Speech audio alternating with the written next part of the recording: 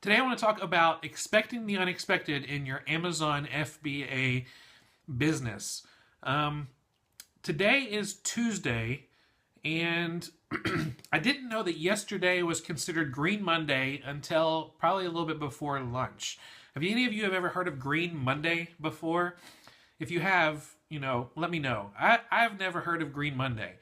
I've heard of Black Friday, Small Business Saturday, Cyber Monday, Giving Tuesday, but apparently last year eBay coined, either last year or the year before, or maybe even before that, eBay coined the term Green Monday, and it was coined by them to signify their largest sales day of the year. On average, the second Monday of December is seen as the largest the largest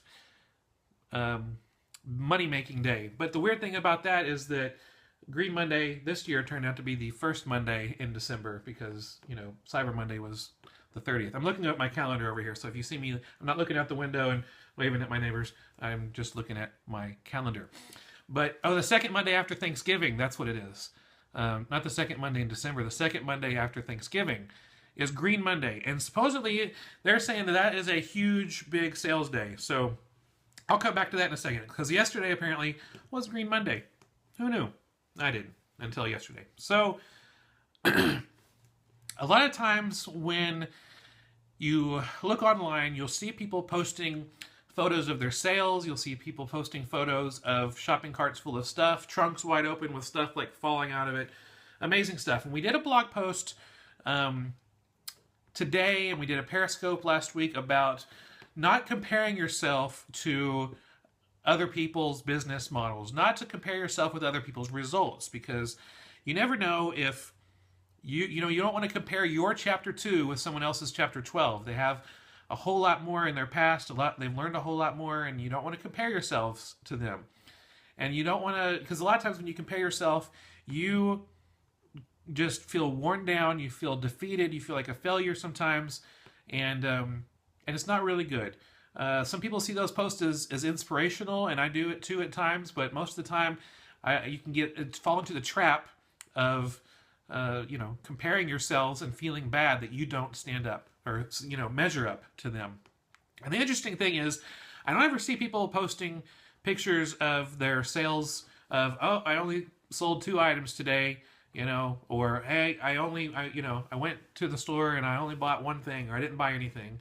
Unless you're me, because I did that last month. I posted an empty cart because I went to a store and didn't find anything. But most of the time you don't see people posting those kind of things because most people like to obviously post their success stories. So anyway, with that, I just want to tell you a little bit about my history. In 2013, Black Friday was my biggest sales day up until that point on Amazon. And then come Cyber Monday, it was even better. So Cyber Monday in 2013 was my best sales day ever. And then in 2014 came, and Black Friday beat my record before of last year. That was my best sales day up to that point. And then in 2014, Cyber Monday was my absolute best sales day, up until that point. And then 2015, Black Friday was amazing. I mean, it was incredible. And then Cyber Monday was even better. I mean, we had really great sales for Cyber Monday. And I thought, okay, well, the last couple of years, Cyber Monday was my biggest sales day of the year. I guess that's going to be it. It's all downhill from here. But the crazy thing is yesterday, Green Monday blew our Cyber Monday sales out of the water. And it was crazy. And I was like, I wasn't expecting this. I was actually expecting sales to start going down. And it was nuts. So again, if you have you look on Cyber Monday, or you look at your Black Friday sales, or you look at your December sales or whatever, if it doesn't compare to somebody else, it's okay. There are other days in the year, and there's this Green Monday all of a sudden is now our highest money making day of this year, which was yesterday. And so it's like you never know when your best sales day is going to be. In 2012, I've been doing Amazon. I started selling on Amazon FBA in 2011. In 2012, my best money-making day, sales day, was in July. I mean, the Black Friday that year in 2012, Cyber Monday in that year, 2012, it didn't compare. My best day was in July. And who knows, all the stars aligned and people bought items, my high-priced items sold, and it was great. But, the bottom line in all of what I'm telling you is that you never know when you're going to have your big sales day. You never know when you might have your low sales day. You don't want to you want to make sure you're not wasting time comparing your numbers to other people. The only thing you should compare is your outcomes with your goals. And hopefully you're setting goals. And we'll come back to talk about goals again in just a minute. If you want to know more about the blog post I just posted about not comparing yourself to other people and not comparing yourselves to other sales numbers or retail arbitrage hauls or anything like that, and to know the number one way that you could ruin your Q4, go to fulltimefba.com/ruinQ4, and you'll see how comparing your numbers with other people's and how you receive that could have the potential to ruin your Q4. It could take the steam out of your engine, the wind out of your sail, and it's not time worth spent. It's not profitable time.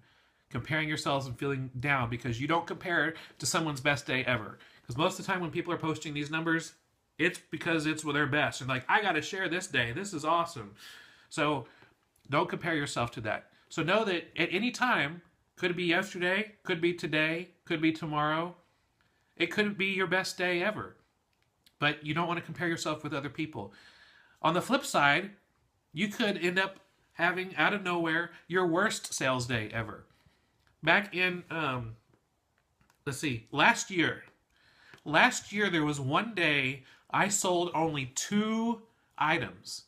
And my wife and I make a full-time income selling on Amazon, and we only sold 2 things. Now, did I freak out about it? No, I didn't. Did it worry me? No, it didn't. Why? Because I'm not just looking at a small snapshot in time and gaining my confidence from that. I'm not looking at a small snapshot in time and having it affect the rest of my business. I'm looking at the big picture. If I showed you this picture, what is this? You might not know what this is. But if I pull it out, you'll see that it's a baseball. You need to have the big picture. Because if you're only looking at a small snapshot in time, you're not going to be able to know what the big picture looks like, and you want to make your decisions based on the big picture. So when you're looking at your sales and you're having a slow day, it's okay. If it becomes a trend, then you'll want to look at, maybe some decisions that you're making. But don't let one bad sales day ruin your day. Like I said, last year I had one day where I only sold 2 things, and I make a full-time income on Amazon. I expect to sell multiple items, like, double-digit items every day. And so when I only sold 2, I didn't freak out because the rest of that month and the rest of that whole quarter, it was fine. So both ways, when you have an awesome day, don't get too confident about that because you don't want to become arrogant and make bad sourcing decisions, make poor business decisions. And also when you have a slow day, you don't want to have that ruin your business too. You don't want to be to feel like you shouldn't go out sourcing anymore. Maybe we should try another new business because this one isn't working out. Don't do that. That's all the time we have for today. Thank you so much for watching. I really appreciate it. If you like this video, I'd appreciate a little thumbs up below. That would be really cool. And if you have a comment or a question, you can do that below too. Any of the links that we talked about during this video, you can find that in the description below, and it will take you right where you need to go. And if you want to be sure you don't miss out on any of the future videos, be sure you subscribe to this channel, and you'll be able to get notifications when our new videos are posted so you don't miss out on any Amazon FBA information. And if you want to learn more about me and the website, come to fulltimefba.com, where, as always, it's my goal to give you the strategies, the tools, and the confidence you need to turn part-time hours into a full-time income with Amazon. Well, that's all for today. I hope you have a great day, and I'll see you soon. Bye.